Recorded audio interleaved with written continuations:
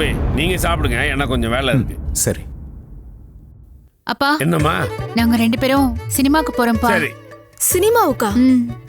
என்ன நீங்க மட்டும் சொல்றீங்க, நாங்களும் வரோம்.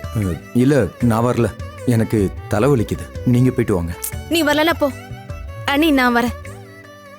சாரி ரேணுகா, 2 டிக்கெட் தான் இருந்துச்சு, அதான் எங்க 2 பேருக்கும் நான் புக் பண்ணிட்டேன். ஏய், எப்படியோ நீங்க நைட் இங்க தங்கிட்டு நாளைக்கு தானே போவீங்க. நாளைக்கு நம்ம எல்லாரும் ஃபேமிலியா போலாம். ஓகேவா? புரியுது புரியுது. நாங்க வந்தா தொந்தரவா இருக்குன்னு அண்ணனோட நீங்க மட்டும் போய் ஜாலியா படம் பார்க்க பிளான் பண்ணிருக்கீங்க.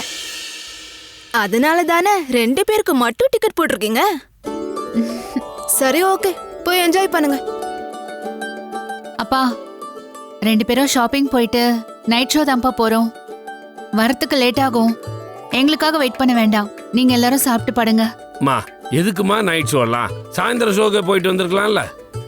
மாமா அதான விஷயமே, நைட் ஷோல தான் கூட்டமே இருக்காது.